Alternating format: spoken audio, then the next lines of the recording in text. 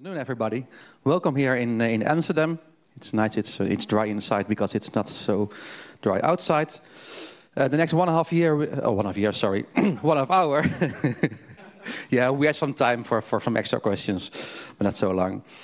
We're going to talk about the sharing economy, and it's looking up front and looking back. So we're going to look in the mirror. This is, by the way, this is a mirror somewhere in Indonesia, and we're going to look to the future. But it's nice because it's about, let's say, 10 years ago that the sharing economy as the phenomenon was starting. And the nice thing is we're also here with many people that also were involved by that time, which also gives the good context. So I'm Martijn Arets. I am doing moderating, and I will also do a short introduction on the sharing economy. I myself involved with sharing and platform economy for about 12 years now, doing lots of interviews everywhere over the world with my team to get some insights and to see what you can do with that. The program of today, it's not rocket science. First, I will give a short context of the sharing economy. Then Nicole Stofberg, she will do a keynote also about her thoughts on the sharing economy and her research that she did for her PhD. Then have a really nice panel discussion, and of course we need to make it nice then, but it's already a promise for that. With Daan Wedderpol, the founder of Peerby, with Ananda Groach, there you are. A car sharing expert already for many years. We all go along quite some long. Gejan den Hartog, where are you sitting? There you are. He's the founder. It's also nice to have also a newer face within the group who's founded a sharing platform called Gearshare, and also at the end Harman van Sprang, who's the founder of ShareNL and the Sharing Kit Alliance and many other cool stuff. And then we have drinks, also really important, of course. So first, yeah, we're talking about platforms because sharing is not something new. We already do it for forever. So what made the change also in this phenomenon was that there is a platform. And I think then the most important question is, okay, but then what is a platform? Because these days, everything is a platform.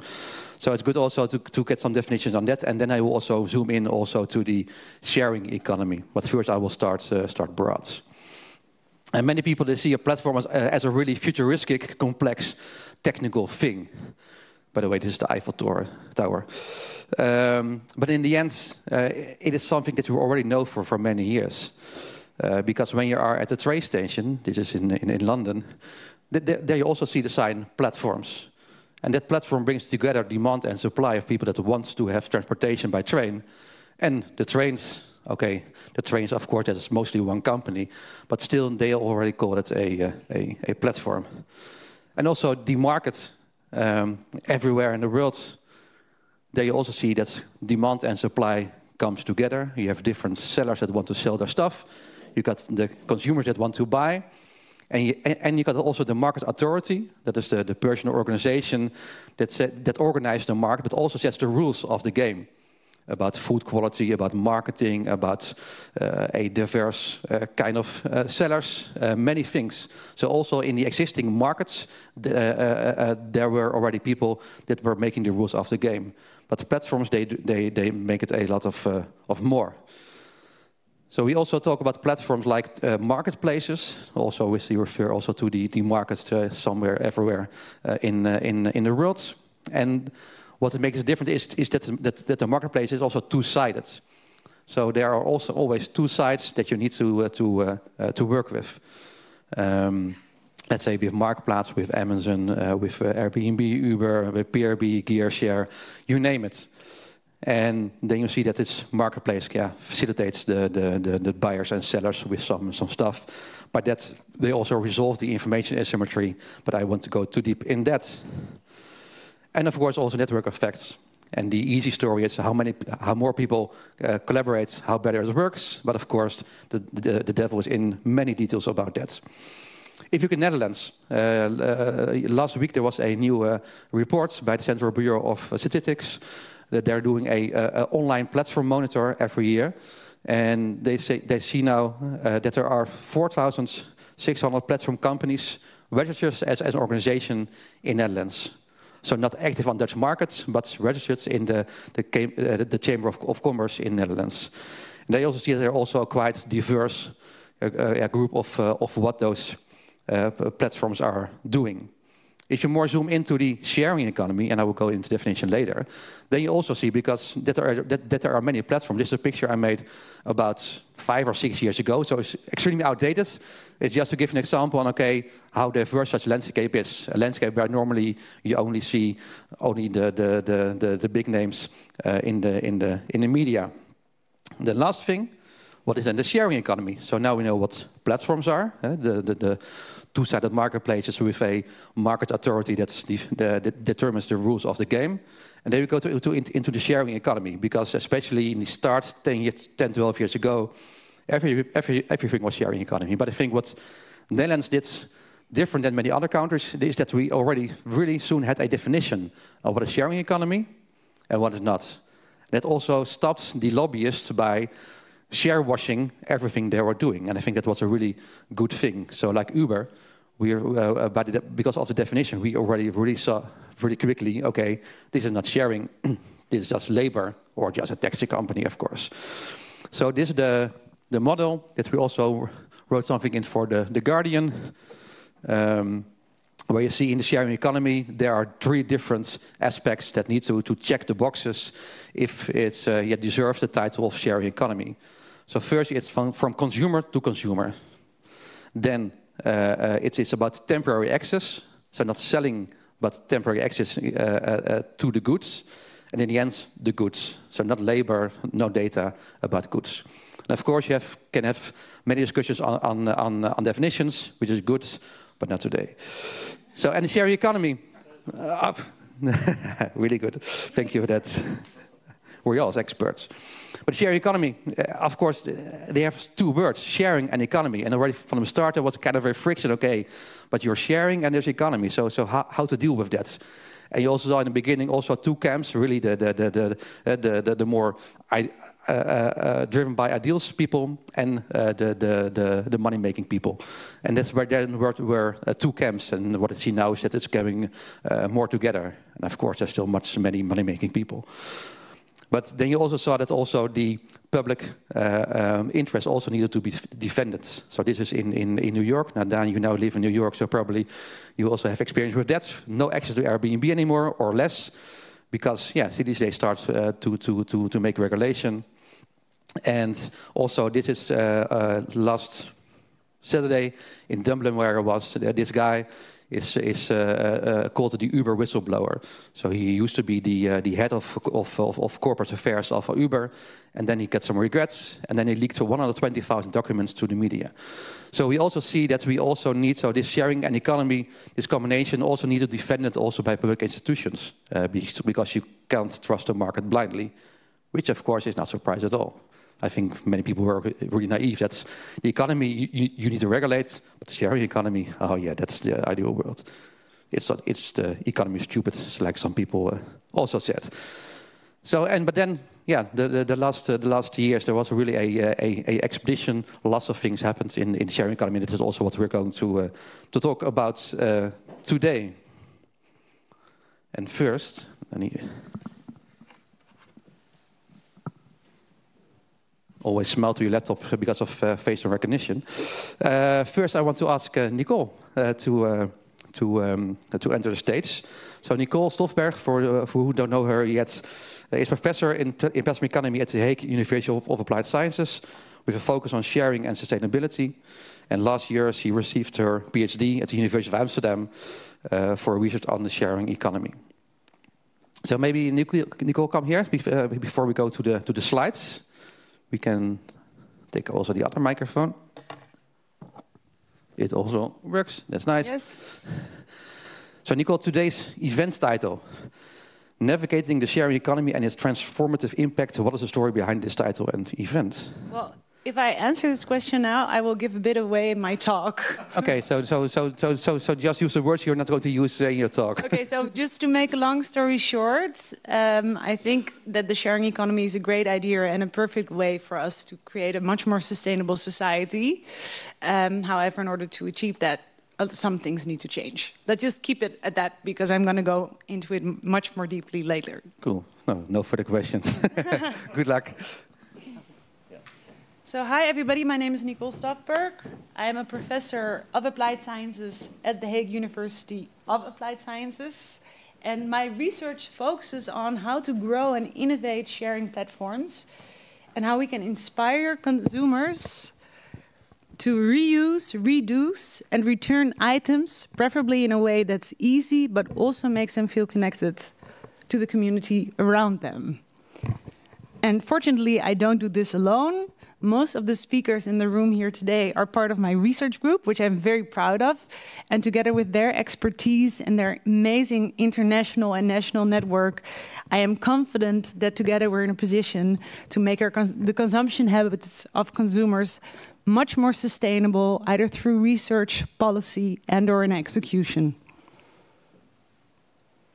Fun fact, most members in the panel who are with us today were also part of my PhD group, either by sharing their expertise, their practical practitioner insights. Ananda, you helped me very much in shaping my research agenda, and/or by giving me access to their platform users' data, such as Dan.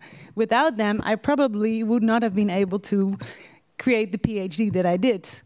Therefore, today's event feels a bit like a reunion to me, and therefore, to me, sharing my PhD findings here today is not only an immense honor, but it's also sort of a celebration of the milestones that we as a group have achieved together, and hopefully much more beautiful things to come. So welcome again to the whole team, Harmen, Dan, Ananda, and Martijn, but also Gerrit-Jan, who is new to the team.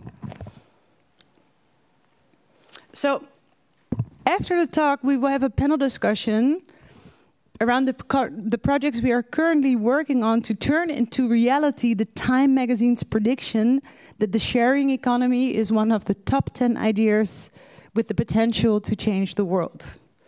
That's a quote from an article in 2011. I don't know how many of you remember the early 10s. It's when Airbnb and Uber were the poster children of the sharing economy, and all experts agreed the sharing economy is going to change the world.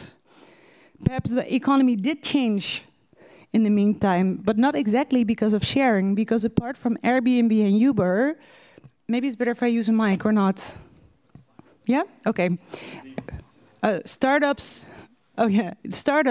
and sharing economy platforms have been struggling a lot over the past decades. And at the same time, local communities and legislators alike have also struggled. Turns out, just like in any economy, people in the sharing economy don't always behave nicely either. Nevertheless, the sharing economy is such a nice idea, though. And when it comes to pushing more sustainable consumer behaviors, I still believe it is such a good option. Certainly better than trying to convince you. It's easier if So this is what I wanted to show you, this picture, which really shows that they were really part of my PhD team back already in 2015 and 2016. And this is that article which said that the sharing economy would change the world. It was one of the top 10 great ideas that would change the world forever, which it hasn't yet. Now it's going back to... Now the slides are not working. Okay. This is not going well either. Sorry, nu klopt de tekst niet meer.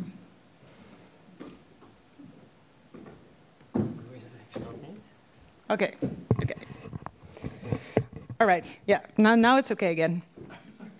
Okay. So even though, you know, we all know about misbehavior of consumers, especially when it comes to Airbnb and so forth, nevertheless, the sharing economy is such a nice idea, though. And when it comes to pushing for more sustainable consumption behaviors, I still believe it's such a good option.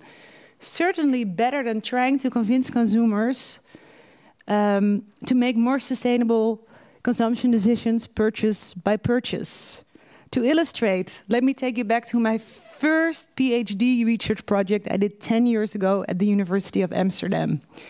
we wanted to study if people were willing to accept a small trade-off for a sustainable consumption choice, in this case, a piece of chocolate. I carried out a paper experiment through which we discovered that 40 to 60% of respondents were willing to make this trade-off when they had a certain personality type, namely pro-social. So very proudly, I submitted it to an A journal saying people are awesome. And they were a little bit less skeptical about the findings. In fact, they wanted a major revision in which we proved that people were actually indeed willing to, you know, align their spending habits with their principles. So, as scientists, what did we do? Oh, now it's the wrong slide again.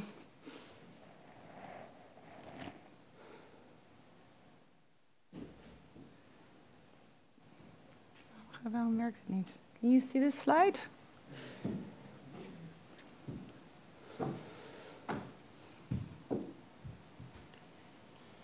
Kijk, als we hier op de Zoom slideshow drukken, dan verandert die dus volgens mij. Dat je nu gewoon alleen dus op deze pijltjes blijft Ja, drukken. dan gaat het goed. Ja. En misschien moet dit dan nog meer veranderd worden qua grootte, zodat je de tekst nog meer kan zien, zeg maar. Ja, maar dan gewoon alleen deze spelletjes toch? Ja. Ja. Als we nu alleen de pijltjes gebruiken. Oké. Okay, well, I'm only lecturer in the, you know, platform economy and technology, so of course, you know, doing great. It's still not showing the slide I want to show, by the way.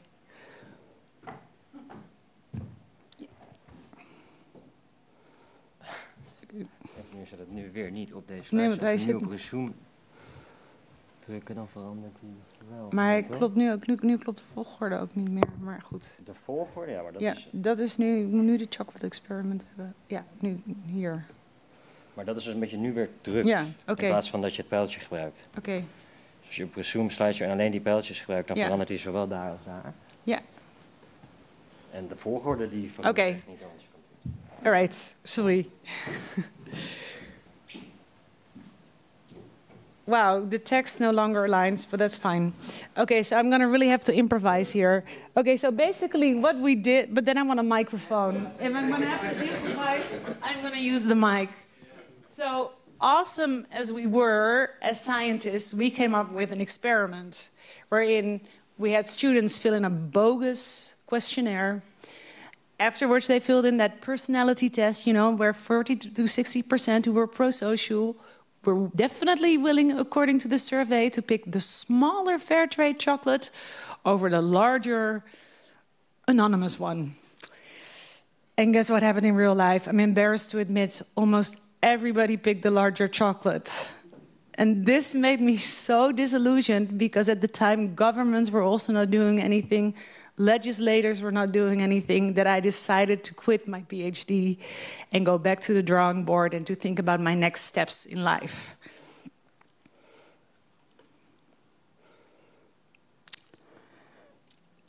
That was until I heard... En hoe kan ik dan nu dat je dan zo'n pijltje ziet? Yeah, Koen Franke speak about the sharing economy. He's not in the room here, unfortunately, but I've met him many times. And when I heard him speak about the sharing economy, I really thought, wow, this really is an idea that can change the world. This can really be a life changer. It could actually make that time prediction come true. And it really resonated with me for two reasons. First of all, I'm a twin, so sharing is in my DNA. I share everything with my twin sister until the age of 18. From our homework, it often said, Charlotte, your essay is too much like Nicole's. To our horse, our clothes. My sister is laughing. We also stole her clothes. We were not allowed to borrow them. Sorry, Sis. Love you. Even to our cell phones. So if you would want to call us, and especially if a boyfriend would want to call us, it would be like, hi, you reached the voicemail of Charlotte and Nicole. Well, anyway, this sharing everything stopped when I met my serious boyfriend, who is now my husband. But that is the emotional reason why it resonated so much with me. Now, there's obviously also a rational reason, and the rational reason why I love sharing is because it makes so incredibly much sense. Because irrespective of your motive, whether it is because you want to save money or because you want to meet your neighbors or because you do it for sustainability reasons, by sharing stuff with people, you're in fact not buying something, right? And if you think about how much stuff we own collectively that is collecting dust in our sheds and in our closets, be it from fondue sets to electronics to... Wait, I think this is... Yeah, you're... And Dan, give me an example. Standing tables, party tents, karaoke sets. It's basically anything you can think of that you don't use on a daily basis. If we share that with each other, that means we don't have to buy it. If we don't have to buy it, that means that someone doesn't have to produce it, right? Which means that it's automatically a win for society. Plus, it's a lot cheaper. So in the end, the sharing economy to me seemed like you get to have your bigger chocolate with an eco label and a fair trade label on it all at once. So that's why, from an academic perspective, I really thought that I could really see myself opening up a door in which I thought I could do research that could really make a difference in the world. All right. You've probably all heard the favorite example of the sharing economy, and that's the power drill. Hands up, how many of you own a power drill? That's, yeah, about... Okay.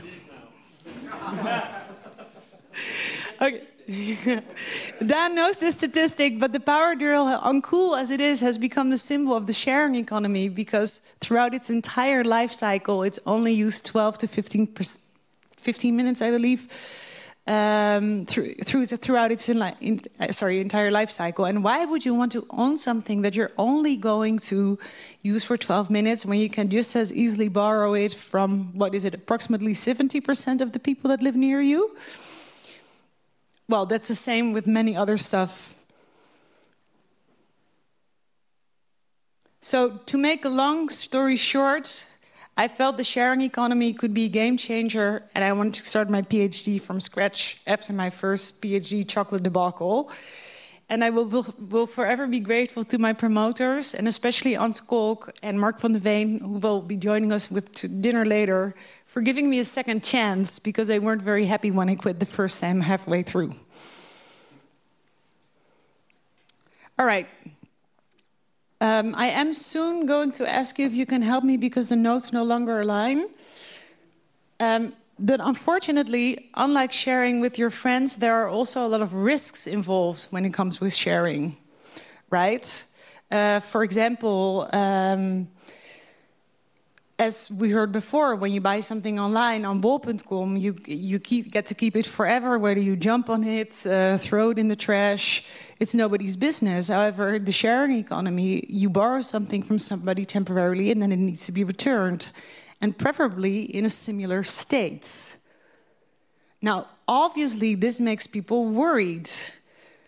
Hence, it comes as no surprise that when I started doing my research, most of what I saw the academics were doing is that they were focusing on how to build trust in the sharing economy because they believed that that was the currency that kept the sharing economy alive. At the same time, and this was also problematic, management consultants were actually telling us that in order to make sharing grow, that it should be as easy as ordering something online in a web shop. And this worried me because I thought, okay, but if you don't meet the people, if you have no social control, then this opens up the door to opportunistic behavior. And once you have a bad sharing experience, you're probably not going to want to do it again. For example, obviously it is less convenient to go to somebody's home to borrow their car keys than to open it with your smartphone. And obviously it's less convenient to have to clean a car afterwards. However, because of this social control, it makes it that people behave more nicely. So, what did I want to research in my... Therefore, I thought that what I should research is how, in my PhD, is how people can engage in what I termed responsible sharing citizenship behavior. I actually developed and validated a skill for this, because at the time, most of the academics were only looking at willingness to continue participating in the sharing economy, obviously also very important. This is working, yes. Because if people stop participating, then, yeah, no more sharing growth.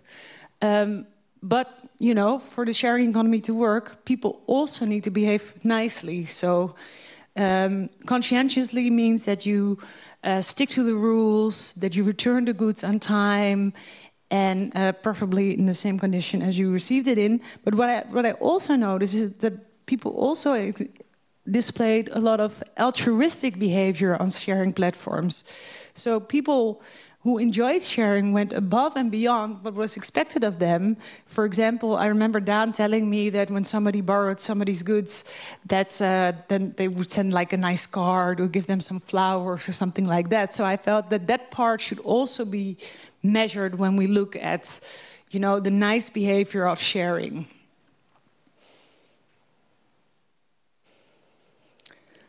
And, however, how do you come to such responsible behavior?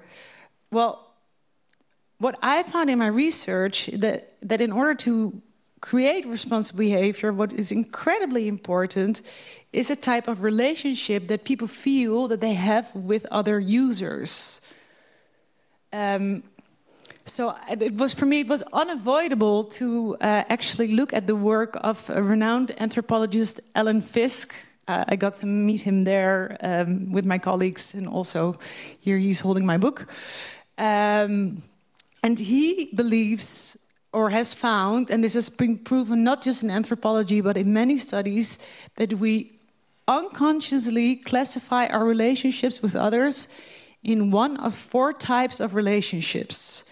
3 of which matter to the sharing economy, and which I'm going to explain to you. Again, I do not have my notes, so it will not be as academic, maybe fortunately for you, as it should be. So at its coldest level, he talks about market pricing. And market pricing works similar to, you know, economic transactions, wherein convenience and price are key, and the norm is actually, the expected norm is self-interested behavior. It is deemed appropriate and expected. Well, then at its warmest level, you have communal sharing. This is the relationship you display with your closest friends and family. Here, as the name already suggests, you altruistically give according to need without expecting anything in return. However, in reality, most of our relationships with people can be qualified as lukewarm. This is what Fiske calls equality matching. And what that means is that people are very willing to help each other out, but that it works according to these principles of tit-for-tat reciprocity. So if my neighbor watches my cat, she expects me to watch her cat in return. Or I don't know how many of you own kids. Yeah, not so many. But I can tell you, there is always that one parent that tries to dump your kid for the play date and never returns the favor. And after a while, you know, that equality matching doesn't work anymore. You get very frustrated and you keep on saying no afterwards. So that's equality matching for you. Is that clear? For me, yes. If you don't have a kid, it's a bit maybe akin to when a colleague, you know, invites you out to dinner and then you respect next time, or gives you a gift. Then when it's their birthday, you feel like you have to reciprocate and also give them a gift. Basically, reciprocity. The things in the relationship need to stay balanced. So I tested this in 4 studies to see if this really worked. In my first study, I was just curious. On the basis of sort of Fiske's relational models, I had this experiment in which people could either share for free with a social aspect, they could share with money with a social aspect, or they could share without any interaction whatsoever. And obviously you can guess that when you share with no interaction, that really scored high on market pricing. The middle, where you paid some money but you had some social interaction, really aligned with equality matching, whilst the last one, where you've shared for free, people rated higher on communal sharing. And interestingly, only 20% of people picked the model in which there was no social interaction whatsoever. And we tried this both from a user and a provider perspective, using at the time the standing table, because Dan told me that that was one of the most popularly rented out goods on his platform. So in my second study, I wanted to validate this amongst actual users, because I thought back to my chocolate debacle, what about, in real life, is this also the case?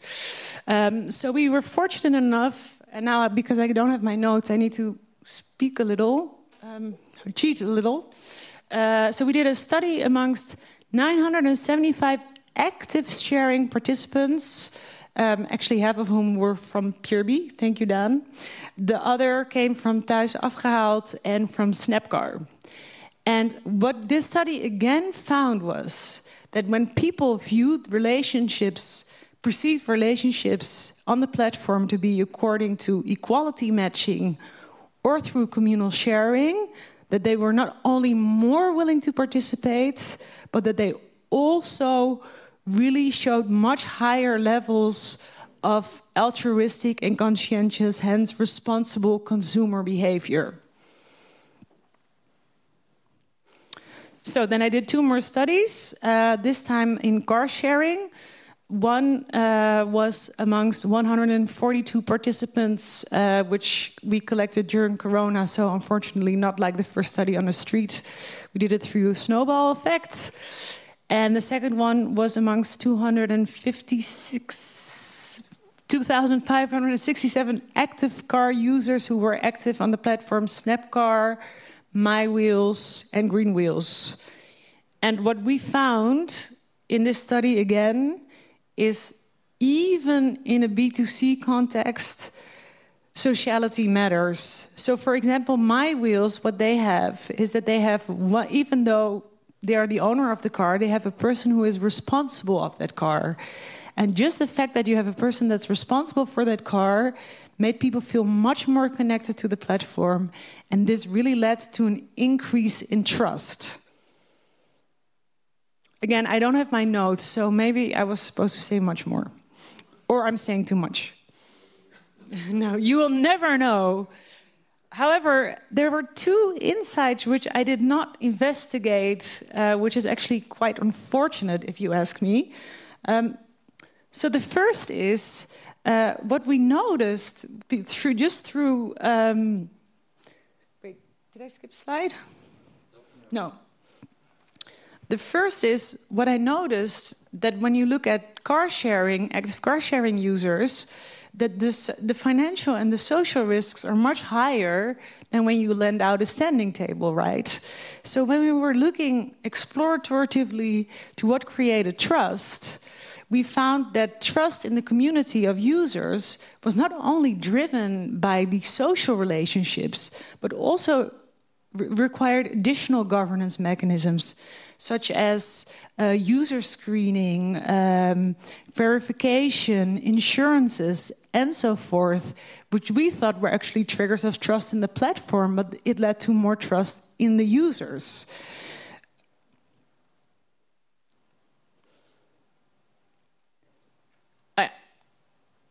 I guess I just mentioned the second point.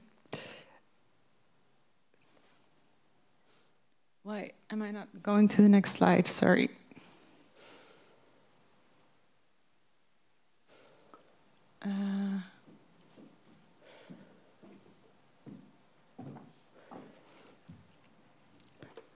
Yeah, and so how... Ja, ik moet op deze slide zijn.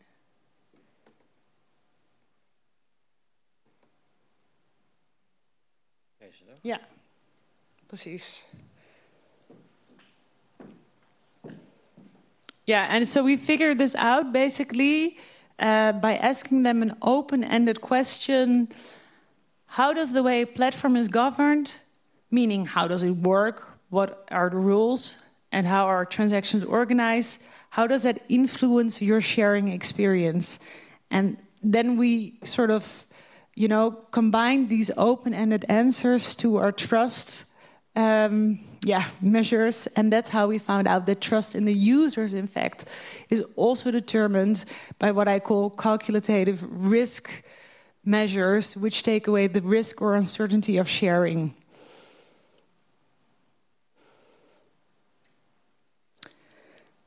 All right.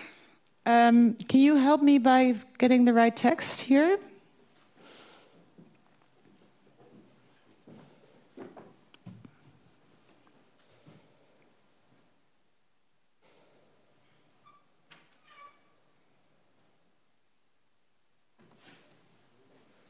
Ja. Nee, even één slide eerder nog. Okay. So, yeah, sorry, these are the last slides, so these are really, did not have time to practice, so I need to read a little bit. Okay, so to me, I mean, the sharing economy is a complicated playing field in which there is a delicate balance between utility and sociality. The way we experience relationships determines how we behave, and how we behave determines how others perceive the platform. Platforms themselves play a crucial role not only in nurturing the right type of relationships, but also by governing them correctly. We believe this is important because aside from the growth of well-known high-risk platforms like Airbnb, climate change is encouraging the creation of new platforms such as Gearshare, which we can share, by the way, if you're interested, where you can share your outdoor equipment and camping. And in order to succeed, these platforms need a roadmap to deploy the right governance mechanisms to evoke the right type of relationships amongst their users so they can secure trust and steady growth. Therefore, to help the sharing economy grow in a sustainable way, we need a better understanding of how to build trust, how to build the right relational model, and exactly which governance or management interventions are needed to establish this. Then finally, to round up, there's one more thought I'd like to share with you, because I really literally have lost count of the number of platforms that I was in conversation with that no longer exist today. I mean, the fact that we have Dan Weddepoel on stage with us today is mostly due to his tenacity to see his platform thrive and reinvent it in very troubling times. And I believe Lieve de Hond can corroborate with me that currently one of the biggest challenges why the sharing potential has not yet lived up to its potential is also a macro-level problem. After the initial excitement in 2011 and 2015, the last years banks and investors have found investing in circular business models such as sharing far too risky, so getting funding needed to reach the required skill to turn a great idea into a staggering success has proven very, very, very difficult, a topic Dan can really tell you more about. All right, I would like to end this presentation with an inspiring quote from Eleanor Tucker, who I think is watching and saw everything go wrong during this presentation. Sorry, Eleanor, I still love your book. And I love this quote. By the way, I highly recommend this book. It's called Thanks for Sharing. She said, let's talk about the sharing economy in general. It isn't the solution to our problems. If there was one solution to our problems, that would be great. But it is also unlikely. However, it could be one solution. We don't have to do everything, but we have to do something. I'm not here to tell you what to do. I'm here to tell you, here's one thing you can do. Thank you for listening, and now I will turn over the floor to Martijn again. So Nicole, thank you very much.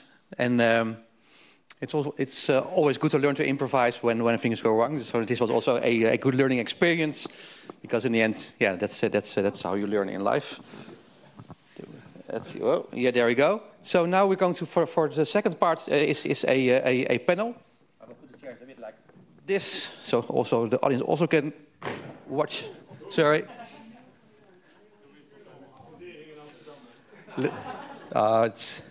It's built on water, right? So it will be okay. First, I want to ask Daan Weddepol. You can choose your seat. So take the orange one. Daan is the founder of Peerby.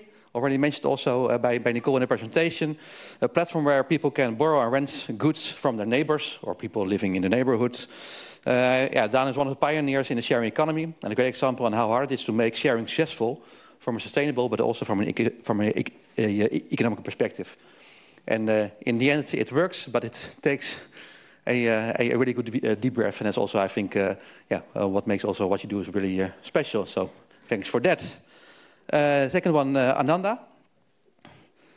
You can choose as second. Oh, yeah, you can also, so of course, choose the stairs. So she has a vision rooted to sustainability, mobility, and champions a lifestyle that harmonizes with our planet. And I know Ananda really well from all her work she's doing with car sharing already for 10 years, something like that. Almost 10 years. And we're getting old together, but that's also good. Yeah? It's other discussion. So thank you also for joining us. Third one, Gerjan den Hartog. You can take another seat, because among all those dinosaurs, and that's about age, but about how long we all busy in the sharing economy, it's also nice to have a refreshing new face in the crowd. Gerjan is a hobby hiker and sustainability expert, and he built a platform, GearShare. That combines those two passions of him. With GearShare, is an outdoor sharing platform where you can easily rent out or lend out your outdoor gear to like-minded adventures. Yeah, really good. And last one, not least, Harmen van Sprang. Yeah. Aka, Mr. Sharing Economy. Right? I think Harmen is a very well respected and expert and connector in the sharing economy in Amsterdam, in the Netherlands, and also all over the world. He co-founded ShareNL in 2013 and the Sharing City Alliance in 2017. And more recently, he has a new studio called Sentence. Do I pronounce it? Sentience? Okay, I will practice on that. Thank you. Exploring emerging technologies like the metaverse and its impact on the cities and societies. So I would say never stop exploring. That's good. I have some questions, and then we also can take some questions from the audience. The first question I will also diverse to all of you for independently, and then we can open the floor with you and the rest. I think the first question about also looking in the back mirror a bit, and then we're going to look to the future. So how has the sharing economy developed the last 10 years? So Ananda, car sharing was already done in a private circle, because we already shared our car with our people in a family and maybe neighbors. The other end of the spectrum, there were the car rental companies. We were also doing sharing, but then a little bit not so effective. What has sharing economy changed in the behavior of the transition from ownership to use? And you can take the one microphone there. Yeah. Well, I think if I look back at the last 10 years, a lot of things have changed. Car sharing in particular isn't new. It's been around since 1940 or something like that. But it was always very small. And I think especially the last, let's say, few years, it's really taken a flight. But you also see a lot of changes, which I guess are not that different for other platforms, is a bigger shift from what was once a big promise, peer-to-peer, to much more convenient car sharing, for example. Also, you see the same in bike sharing, for example. There were some initiatives a long time ago where people shared their own bicycle with other people, but it didn't really work. So the most dominant forms that we see now are really more business-to-consumer forms. I think that's the biggest change, and so peer-to-peer platforms are still around. And I also think that, on the other hand, to compensate a little bit for, maybe peer-to-peer becoming, less dominant, you see a lot of new initiatives coming up, neighborhood sharing, corporations, for example, people starting to organize themselves just to have a counterbalance to commercial platforms, if you know what I mean.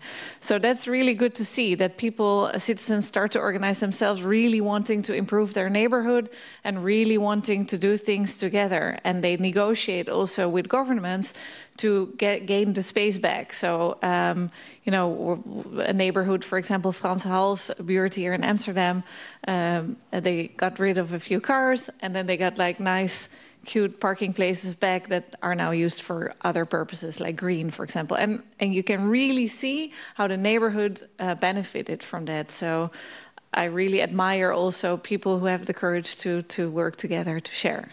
Yeah. Okay, thank you very much. So you will see that there are really different models working on different places.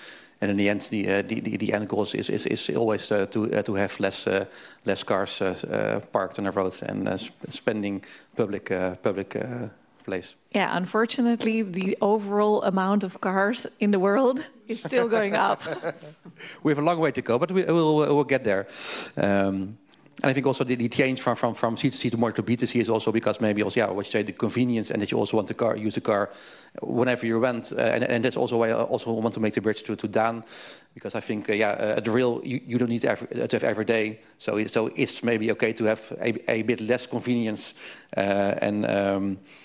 Because it's not something that you have to do every day at the same time. A question for you. Peerby is one of the poster childs of the Dutch sharing economy, and also outside of the Netherlands. Development with high expectations, but you have also experienced and shown that it's a matter of the long haul. What for you is the most important lesson? And it's, I think, hard to ask for one lesson. So also feel free to share 2 or 3 that you have learned when it comes to sharing platforms and also making an impact. Wow! Just summarize 12 years of learnings in the one important one. I think it's impossible to come up with one, but maybe reflecting on it, it was a big promise, and then it turned out that an idea that is logical, very simple to explain, that makes total sense, doesn't necessarily isn't necessarily easy to actually execute and get to work. And looking back, it makes complete sense because we are trying to build tens of thousands of hyperlocal marketplaces, one in every neighborhood, connecting supply and demand for thousands of items, not just one, not just a car, but thousands. And we have to base a business model for that on low frequency, things you only need once or once in a while, and low order value. People are sharing for free or for a friendly fee, and so yeah, you take a commission on nothing, or you. So it's basically a Venn diagram of deadly business models all coming together in this one focal point. So it's a puzzle, but we figured out solutions to get there. But it took us a while, and now we're here, cash flow positive and ready to actually finally show that that promise can actually grow and work as a company. But yeah, it took up more than a decade. Yeah. Thank you. Yeah, I think. Yeah. Well, so what really sounds like a really logical problem, which is easy to solve, in the end ends up as a kind of mission impossible, which is in the end still possible, which is also gives us people hope that in the end, I think it was a verb from India. In the event, everything is all right. If it's not all right, it's not the end. But what was done? What were the most important changes that you made that it now does work with all the Mission Impossible facts back in your mind? I think the sad constatering, the thing I realized that is kind of sad is it's all about money. It's all about figuring out what is the cost of getting somebody on the platform, what is the cost of facilitating that match, and then how much money can we generate to do that?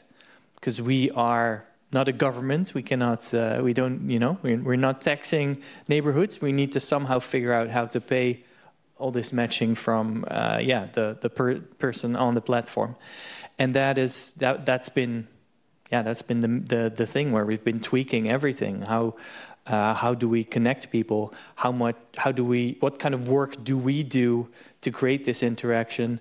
And what work do we leave to the people on the platform? How do we find these people? What channels do we use, and what's the cost of a channel? How do you charge for a service like this, and what are you offering? It's all changed, and from the outside, it's still a platform for sharing with neighbors. But on every level of this puzzle, we've iterated and changed, and it's funny how for us it's completely different, yet it is entirely the same as how we started. Yeah, thanks for that. So I think also for people that want to try to build something like a platform, maybe from the outside it sounds logical and easy because of course it's a no-brainer that there's demand and supply. So why don't people use it? But in the end, also as you will hear Dana explaining, there are so many different variables you need to experiment, to validate, to build, to rebuild. That in the end it's really hard work. But I think it's all worth it. But I think because most of the time people think with platforms, it's an easy one. But the hard thing with platform is that you have a demand and a supply side. So you have two clients. That also makes it sometimes harder to realize. How do you think the government could have helped you herein? Don't you think something as important as sharing should deserve a subsidy or something like that? Well, I think if we want a world where consumption is more circular and more social and based on these kinds of principles, then a lot is going to need to change. And one of the reasons that it is so hard is basically we're operating in a vacuum. There's all this infrastructure for the linear economy, the take, make, waste economy, where you just buy stuff and you waste resources, and you're sort of an isolated consumer that just has, owns things even though they only need it once. This is completely facilitated by everything, by the financial incentives, by the delivery systems that we have, by the fact that we have one waste stream out of our house where we can just get rid of something very easily. This is all infrastructure that we built and that we in part is paid for by our taxes. For the circular economy, there's nothing, pretty much, and then there's even, I would say, principles that work against it in the bigger picture. So think of labor versus resources. So labor is taxed, resources are pretty much free. So if you want to repair something or you want to put human effort in something, taking something from A to B, that is more expensive than just taking something and wasting it. And these are, there's, I would say, a million little, incentives or existing infrastructure or lack of infrastructure that is all sort of balancing out in the current economic state and the current way that we interact with each other, and that how our economy is sort of stabilizing. And I think if we want a different economy, we need to change a lot of those incentives, and then, or you need to hack it and just spend a decade trying to figure out how to do something that can't be done. Okay, thank you very much. And we're also going to discuss this also later in the other questions and see, what's because what you say is right. You're operating within an existing system that doesn't really give room for this kind of circular behavior. Let's say the tax system, what we're going to talk about later. Gerjan, I want to give some mic to you. Welcome. Nicole talked a lot on trust and social interaction. So what do those two play within your platform? And also, what did you also learn from the conversation you had with your users? Because let's say Nicole said, it's a low risk transaction, but sharing climbing gear, maybe from a cost perspective, it's low risk, but from a other risk perspective, it's quite high risk. So what are the questions also that you have also with your users of the platforms on that social part? Well, to start off, I'm here to learn as well. So I'm very happy to get all this information and also hear the stories from Daan. Because these are exactly the type of things that I'm trying to figure out at the moment. But some of the things that I've noticed so far is that, well, as Daan said, it's easy to explain and everybody gets excited. But actually doing it is a different kind of thing.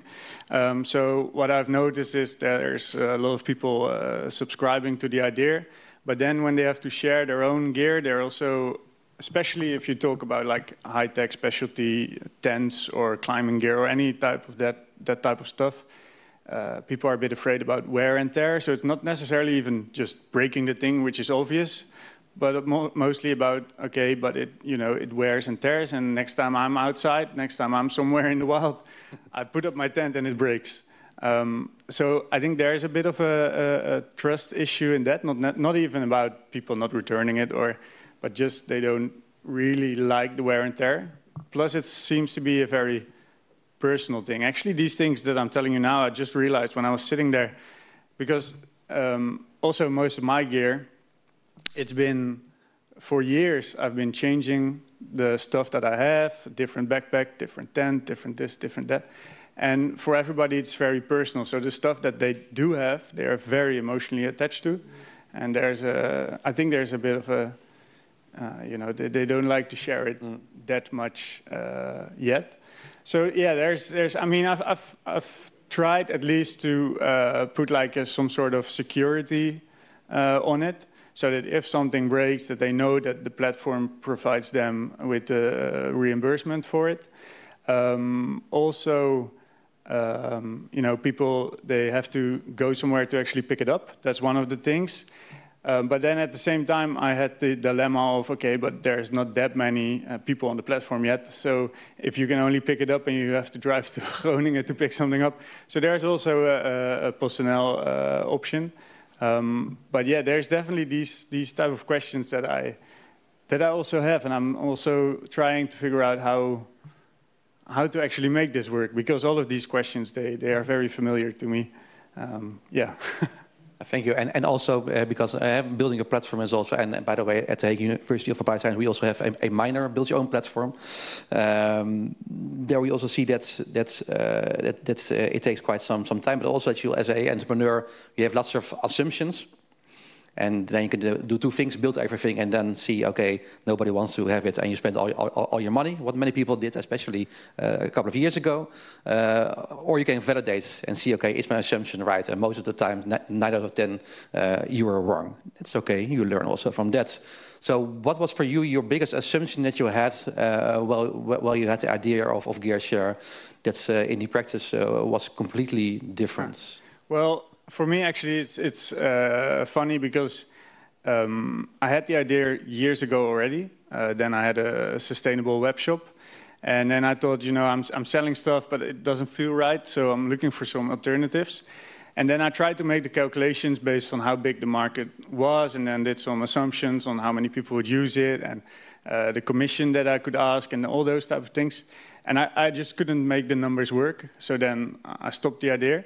But then 2 years ago, 1 year ago actually, because I got a different full-time job, and then I just had, some extra spending money. So I was like, okay, I just want this to be there and I'll figure it out later. So I'm now currently subsidizing the idea, let's say. So I think my biggest assumption is that I'm sort of hoping that others will at some point hop on to the idea, because to me it makes a lot of sense. But yeah, even the fact that it's there today is a very big assumption. yeah, that's right. And in the end, like also Daan shared, you learn on the way. So maybe in the end, a model where you can say, okay, you can share, you can buy secondhand, or you can buy new, could also be an option. But it's in the end, you can learn from that. So thanks for that. And then Harman. So the sharing economy, according to Time magazine, would change the world. So what have you seen, Ivo, seen changing in the last 10 years? Wow. What a question. Sorry. Well, sitting here with some people that I know for quite some years already, it's about 8 years ago that we started Amsterdam Sharing City, and we really wanted to be a test bed for the sharing economy here in Amsterdam. to see what all the great opportunities are, of course, but also what the challenges are. And we also involved the city government from the very beginning. And, you know, that story somehow changed. And of course, maybe I was also too naive in the beginning, really hopeful about the sharing economy, and also maybe hopeful about the government trying to help startups like PRB, for example, which wasn't always the case, because I think also in the beginning you were thinking, okay, you know, I'm doing so good in the neighborhoods in Amsterdam, and why are they not sort of empowering me at least? You saw the narrative, of course, quite rapidly changing from the upside of the sharing economy to sort of downsides of the platform economy. And whilst we are still working with, for example, the city of Amsterdam, that narrative, I think, also made that they sometimes forgot about the great smaller startups, so to say, and initiatives in the backyard of Amsterdam. Because it just turned into fight mode towards Airbnb and Uber at some point. Even, I think, turning away from this whole word of sharing economy to platform economy. Well, you know it even better than I do. Which has this downside of maybe also shying away from the great opportunities that there are for social inclusion and for sustainability. So it's always this dance, it's always this balance, but this is something that I didn't like to see at one point, that I think city governments maybe around the world mainly got into fight mode instead of seeing the great things blossoming in their own cities. Yeah. Just one example. Yeah. Yeah, maybe also then we can also go to next question, where I think also links also to your story and then also to Ananda's story about, so what kind of interventions do you need to build this more sustainable sharing economy? Because you also met the Sharing City Alliance work with many cities all over the world, so probably you got lots of great things being done, because lots of things they were not being done, but also many things they were being done. So what kind of intervention did you saw that you think, okay, this is a good thing that also is also maybe scalable in other cities or countries, how you can more help this sharing economy for the non-economic benefits? Yeah, it's partly, I think, perseverance. So I work with Singapore, for example, and I think they really try to continuously work on the sharing economy and really see how they can build more trust in their society, because they're independent for maybe 5 decades or so. So they still need to work on trust within different groups of ethnicity in their city-state. So they really try to see it as a force for good still, and I think that's absolutely positive. But indeed, again, there are other downsides. As an example from a few years ago, also here in Amsterdam, in this case, where of course they made a lot of regulation to let's say fight Airbnb.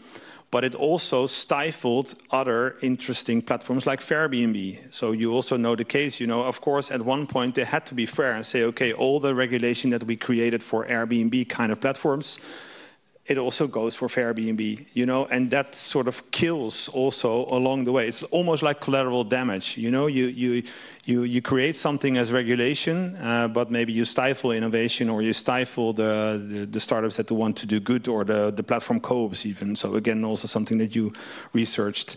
So, but still, you know, if you just go into the sort of smaller neighborhoods of any city, I think you see the great example. So take my neighborhood, where I live already for 20 years here in Amsterdam.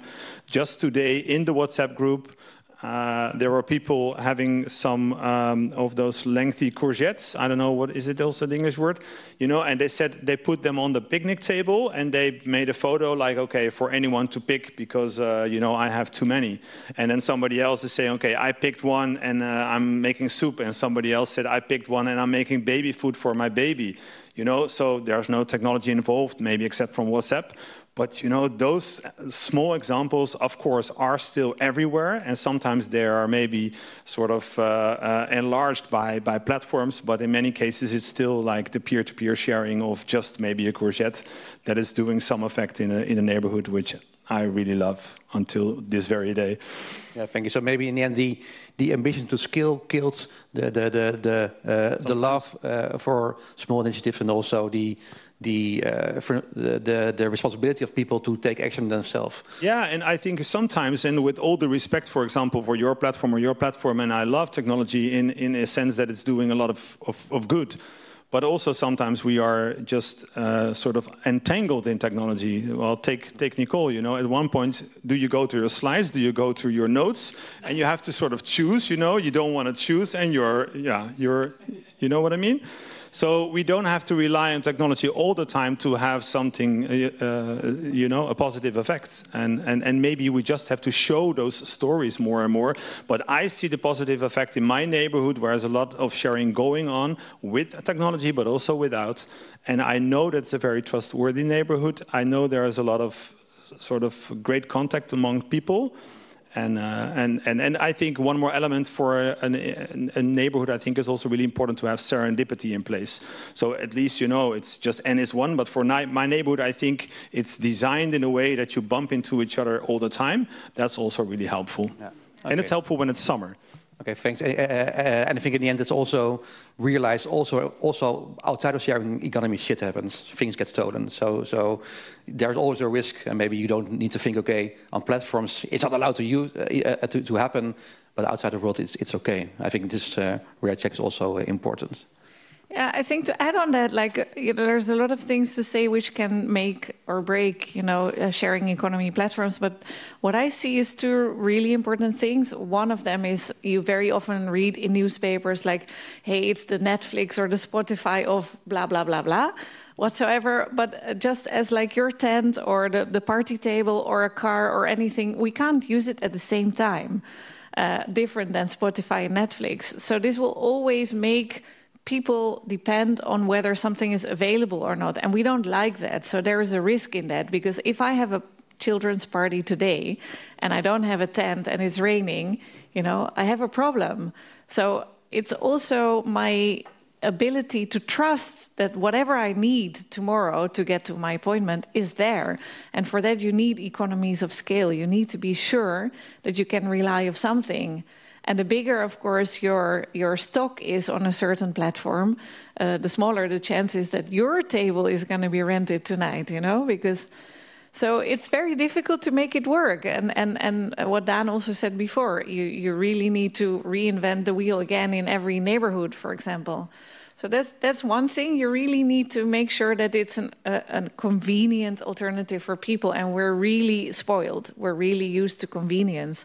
And that's why people often decide to you know, have their own car, because they know for sure that it's there for them whenever they need it. And the second thing is, Dan also mentioned it, it's, you know, what do we do in terms of policy to keep the status quo, and how much do we facilitate the things that we know today? And what you said for the circular economy is the same for example, car sharing, you know, the easier it is to have 3 cars on your driveway, the less likely you are going to be to get into the shared car idea, for example. So we really need, you know, to be ready as a consumer, but also as policymakers to change the system. And nobody likes to change the system that much. So that needs a long time and a long breath. A question?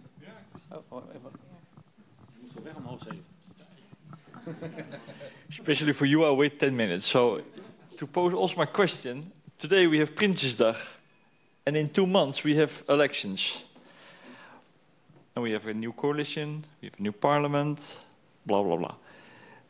What we have to put into rules and regulations the first day they will start, and which rule we need to delete immediately when they start to promote. We have a big issue on climate. We didn't mention it today yet, but we have to reduce emissions. Sharing economy can play a crucial role. Also, all the raw materials, everything. So there's a lot at stake. And for me, it like sounds today that we can choose for it, or we can choose for it. But if we have enough cars, we have enough space, we have enough money, then it's nice to have. It's not nice to have. It has to be implemented on national, international, European scale. And now, what we need to do the first day that we have a new parliament? First one, if I may, true pricing. You know, that's one, I think we already did it like 7 or 8 years ago. There's a True Price Foundation, I think it's called, here in Amsterdam. You know, make a true price. You know, take a car indeed.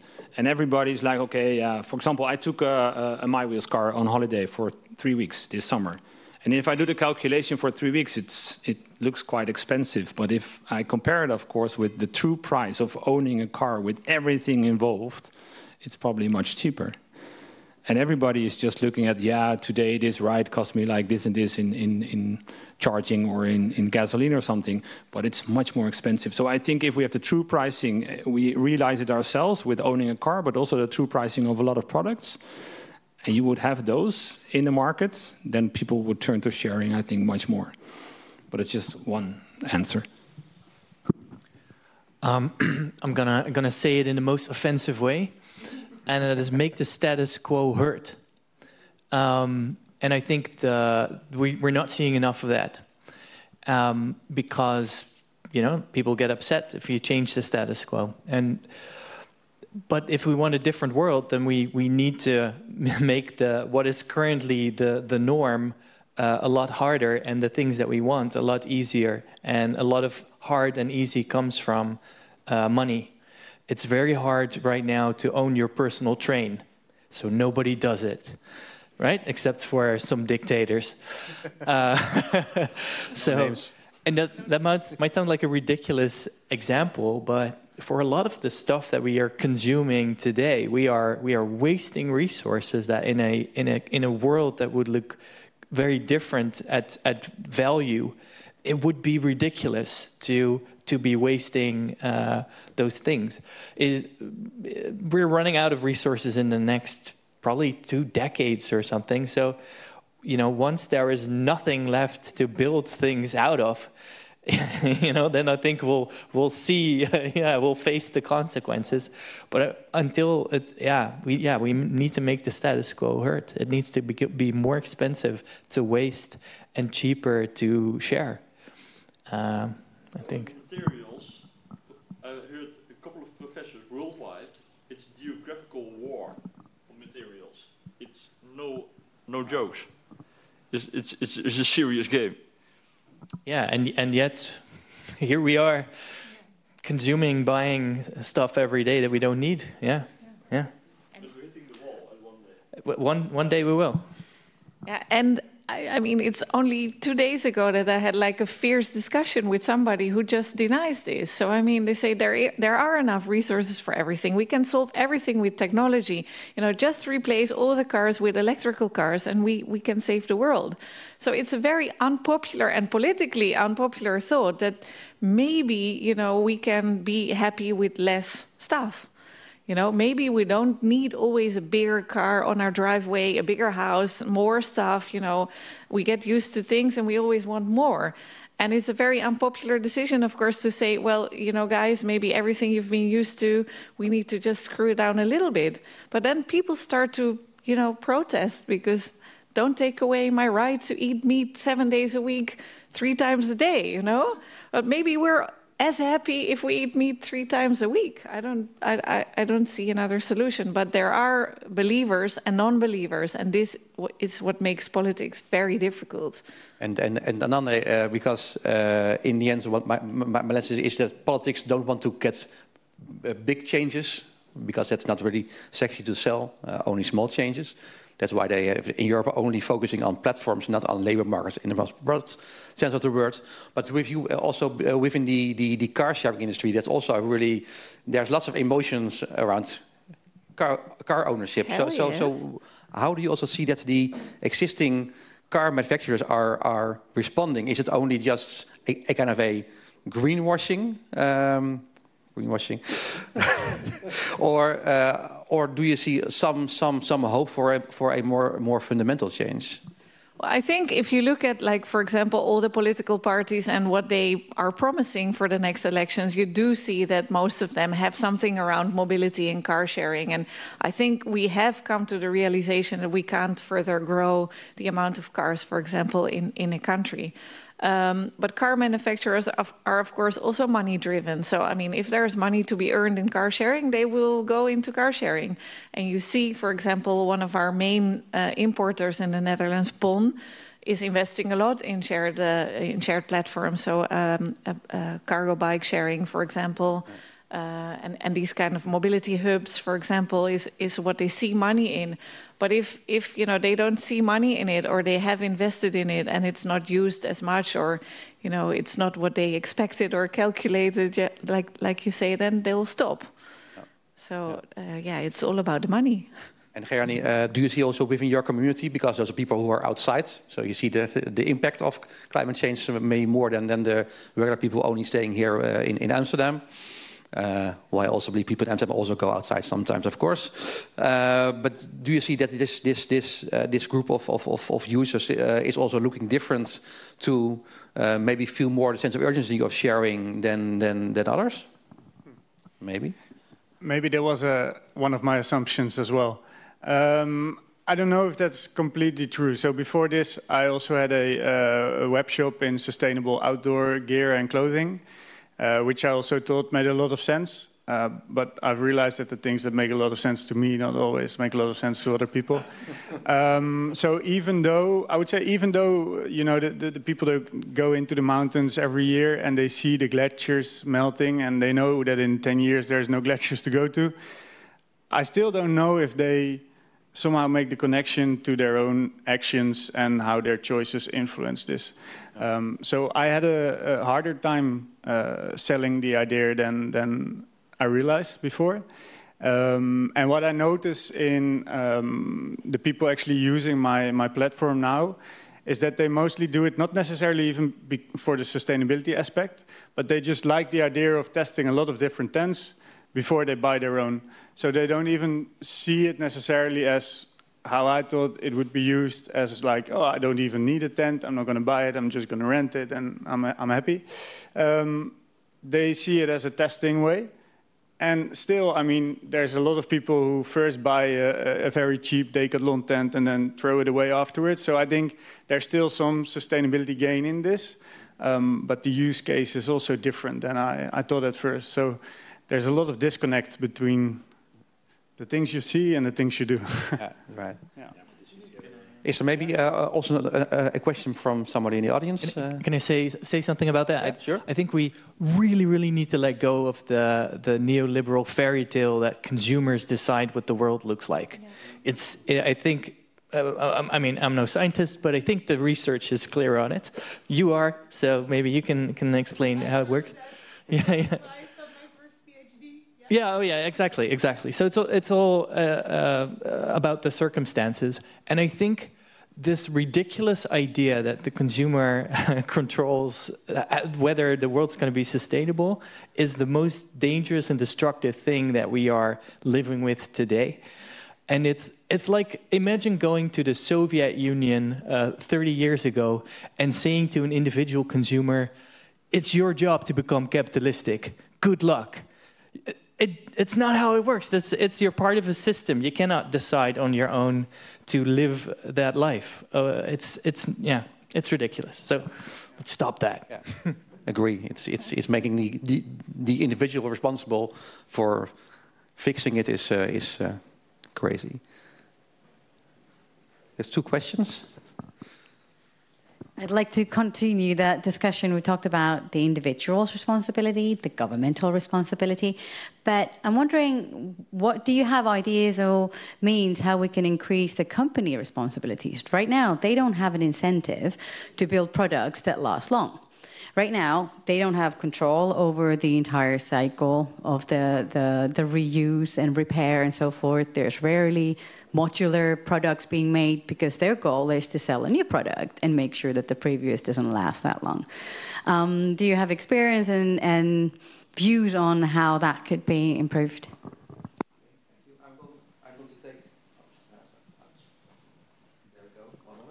I'm happy to take that, but also happy to give. What's happening? Yeah. Because else, So very loud. yeah, but then people at home can't hear. So I'm going to take the two questions and then we combine it in the answer also because else there will be a logistical challenge in that. So what would be your question? It's not really a question, more of a comment. I'm probably the youngest one in this room. So this is something recent that I've learned at university in a circular economy course. It's actually called molecular sustainability, but we're mainly focusing on circular economy there. And one kind of cool thing is how you can shift the responsibility partially on the manufacturer is instead of please recycle, please return.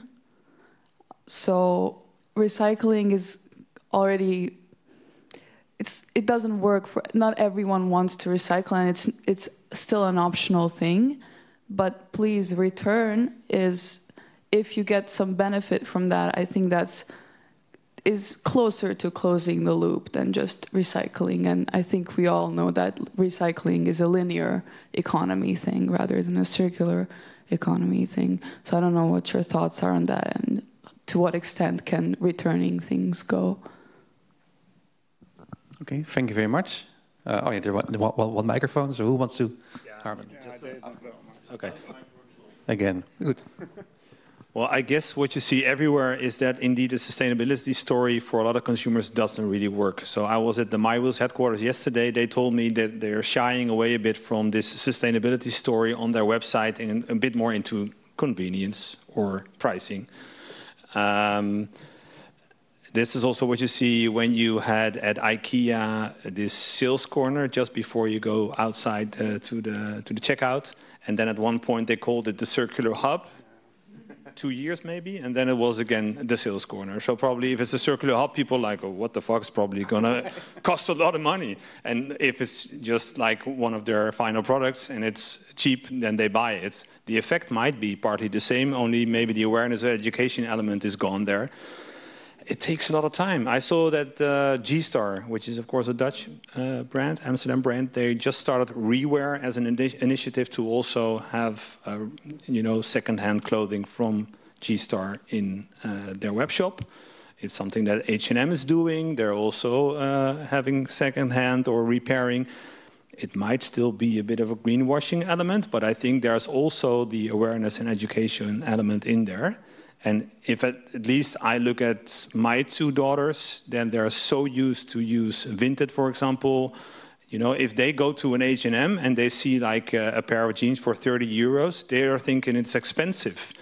And I'm saying it's not expensive at all. It should be much more expensive even. But they are just used to the pricing of second-hand clothing. So my hope is also still a bit on the new generation, which is just being brought up more with this and being confronted more, of course, with the effects of climate change, hopefully. And if not, we're driving into a wall, at least in a shared car. So that's a nice one. You want to add something to that? Yeah, I wanted to also address your first question about how do you get companies to, I guess, take a bit more responsibility. I think we then go back to government and the regulations. So in my current work, I see a lot coming from the European Union about like design regulations. But then again, at the same time, recently the right to repair didn't go through. So it's a bit of both. But also, I'm also working at the moment on the CSRD. Completely different from GearShare platform, but the CSRD is about a sustainability reporting directive, which is at least going to force all the companies to be honest about their negative impacts. And then you would still hope that somehow it would trickle down to, of course, the investments that they can get from banks and all these things. But then we get back to the whole institutional system. But yeah, I don't see companies necessarily. Well, I think we are doing it though. So at the same time, yeah, I do see companies also trying. But at least the biggest, the really the bigger ones, they need to be guided to the new world. I would say, yeah. Okay, maybe also to sum up, because we are in 2 minutes, so we need to close about it. To respect everybody's time for other applications. But maybe the last question, I guess your answer will also fit in that. So that make it good practical. So the man here was sitting there. Okay, we are going to have a new government. Let's see who will be the government. That it's something a matter of months now. If you could give the government one advice in what to change, it can be big or small, ambitious or not, whatever. To, in the end, to motivate people or to make sharing more a new normal and also circular, and to really also make companies responsible for the true price for the goods they are trying to sell us. So, one's a big question. I was in drama school a long time ago, and we had a teacher that said there is a river consists of two parts: the bedding and the flow, the water. And the thing about water is it will flow wherever it can, right? Wherever you stop it, it will find a path around it. Whatever is the lowest point, that is where it will go. The current system is the lowest point. It is where the water flows. And if we want to change that, we need to radically change the bedding. We need to make it so that the lowest point is where the world is where we want it to be. And put a lot of sand over all those spaces where we do not want the water to flow. And that requires a radical, I would say, fantasy about a different kind of world where the things that we think are normal today are no longer normal. So the fact that I can just throw something away, ban it. There's no throwing away. This just doesn't exist. The fact that I can waste like a product and just no. Actually, the fact that a company can sell something to me and now it's my problem, no longer. That's just ban it. It's a contract that basically says this is no longer my responsibility. That is not how. If we want companies to take responsibility, ban that contract. You're still responsible. 10 years from now, 20 years from now, 30 years. It's your responsibility. It's right here. It's your problem. You fix it. You pay for it. You solve it. Nice. Same like also in labor market. Just you can do what you want, but in the end, if it just says this is an employer, you're the employer. Okay, Ananda. I'll keep it short. I think also I can think about 1,000 things, but I think one of the main keys is really for mobility in the public space. And I think we need that space. There's a lot of shortage on housing, for example. So if we can build better neighborhoods, it would be good for social cohesion. It would be good for, green and climate adaptation. It would be good for building more housing. So I think it has so many benefits just to think differently about our public space. And I believe that in the end, we as people who are used to, what we see now, will also love the new neighborhood. So if we can make public space for everybody again, then we'll have a big win, I would say. So make public space public again. So a couple of things. First one is a short reaction to Daan. In the Netherlands, well, at least European and also in the Netherlands, there's this thing now called the extended producer responsibility. So we are somewhat going there. It still needs a lot of improvement, but minor steps, small steps. Then one of the things that I also find very just weird, and I think Daan already touched upon that as well, is the fact that labor is so expensive. So, you have the repair cafe, but that's people do this out the goodness of their own heart. But I think it's super weird that we don't just have this everywhere. I mean, I still have my blender at home, and I think it's a very small problem, but I don't know what to do with it. So now it's just stuck there at home, and I got a new blender. I don't know. So repair cafes, they should somehow be everywhere. And then I think I had one more. Oh yeah, the fact that we're looking for business cases, whereas sometimes some ideas are just a good idea, even if the business case is not there.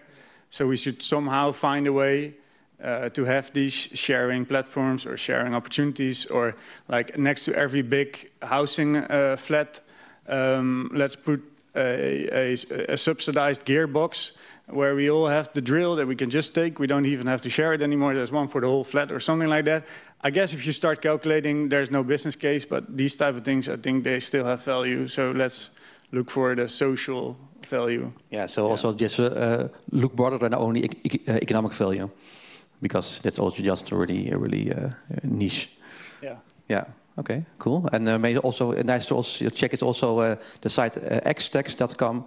They did a big research on how to shift the tax from labor from labor to the tax on our resources. It's a really cool project. Harman, last one. A bit inspired by, I think, you all, but it made me think about putting the real word share in shareholder back, you know. So I think in many cases in those large companies, I just mentioned great examples, but it might be greenwashing or share washing, but put the true meaning of share back in shareholder, because now, of course, it's again money driven, and a lot of people are owning parts in a company or shares in a company, and they're just on the short-term notice. And I think this is also partly indeed killing innovation and killing the things that we really need in our society and in our future.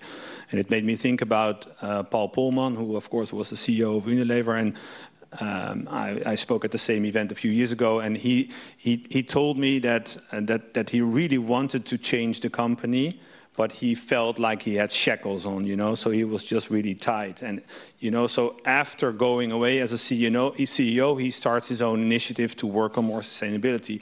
You want that much earlier. You want a guy in the position of being a CEO to being able to make that change and not being tied to shackles of shareholders. Yeah. So it's, again, maybe too naive, but this is where it also needs to change. And I just don't understand how many times maybe those people have children and grandchildren, even those shareholders. They're, you know, they're sort of holding the future away from them. That's utmost crazy. Yeah, the final words are for you. Or maybe the whole group is going to add things then, but No, then we're going to stop. Okay. No, I was just thinking that what also surprised me a lot in the whole sustainability world is that we applaud sustainability. So if a company has some sort of sustainability credits, we say, very well done.